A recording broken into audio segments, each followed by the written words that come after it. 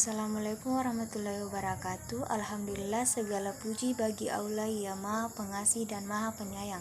Pertama-tama marilah kita panjatkan puja dan puji syukur kehadirat Allah Subhanahu wa taala yang mana telah mempertemukan kita dalam acara keadaan sehat walafiat. Salawat serta salam tak lupa mari kita junjung tinggi kepada baginda Nabi Muhammad SAW. Adapun ceramah singkat yang saya bawakan, tema tersebut adalah Allah adalah penolong terbaik. Izinkan saya perkenalkan diri, nama saya Elvira. Terkadang kita heran dan mungkin bertanya saat kita dihindarkan dari sebuah hal celaka. Boleh jadi mungkin hal-hal buruk yang seolah mengancam kita, tahu-tahu menjauh dari hadapan kita. Entah kita musibah lalu kita selamat, entah kita dihadang masa lalu kita bisa mengatasinya, entah pula kita dihadang seperti yang saat ini marak terjadi, lalu kita diselamatkan dari ancaman tersebut. Bukan secara tiba-tiba, ternyata pertolongan itu datang sahabatku. Ternyata ada Sang Maha Penolong di balik kejadian ini, ialah Allah Subhanahu wa taala. Adapun maksud dari ayat ini yang berfirman surah An-Nisa ayat 28 yang berbunyi yuridullahu ayyu yuhafifa ankum waluhiqal insanu dhaif. Artinya, Allah hendak memberikan keringanan kepadamu karena manusia diciptakan bersifat lemah. Maksud dari ayat ini, Allah menghendaki keringanan bagi kaum muslimin, karena itu memperbolehkan mereka yang kurang sanggup memberi belanja kepada perempuan merdeka untuk menikahi seseorang hamba sahaya. Allah memberitahukan pula bahwa manusia itu diciptakan dalam keadaan lemah, terutama dalam menghadapi godaan hawa nafsunya.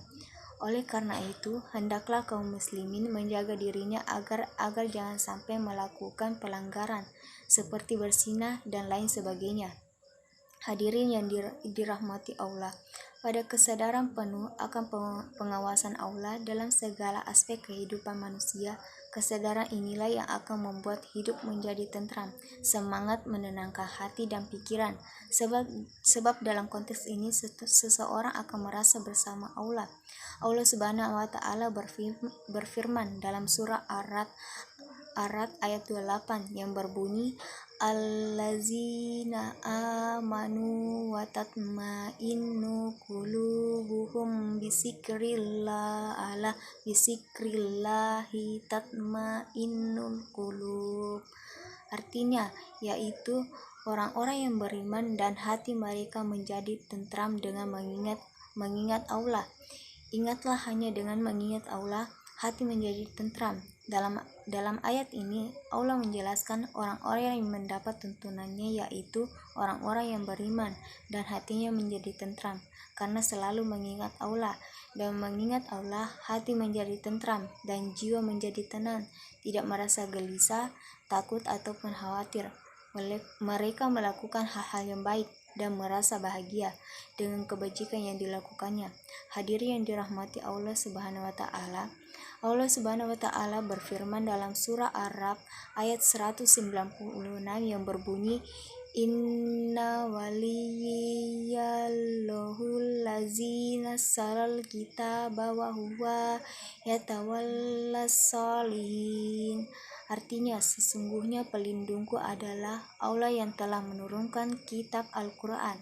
Dia melindungi orang-orang yang saleh. Ayat ini menerangkan lanjutan ucapan Nabi Muhammad di hadapan kaum musyrikin, yaitu bahwa sesungguhnya Allah yang menjadi pelindungnya, yang mengurusi urusannya, yang menjadi penolongnya. Allah yang menurunkan Al-Quran yang menjelaskan keesakannya dan yang mewajibkan manusia berbakti serta berdoa kepadanya. Dalam segala keadaan Al-Quran itu membentangkan pula kekeliruan dan kebatilan penyembahan berhala. Karena itu Rasulullah SAW tidak memperdulikan berhala-berhala itu dan tidak takut pula merasa takut kepadanya.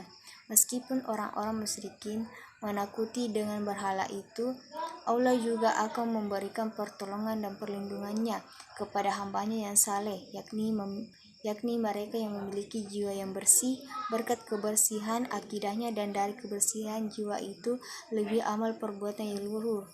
berguna bagi kehidupan pribadi dan masyarakat setiap bencana, menaklukkan setiap derita, dan mencegah setiap malapetaka dengan kekuatannya sendiri. Demikian ceramah singkat saya. Semoga bermanfaat bagi kita semua. Wassalamualaikum warahmatullahi wabarakatuh.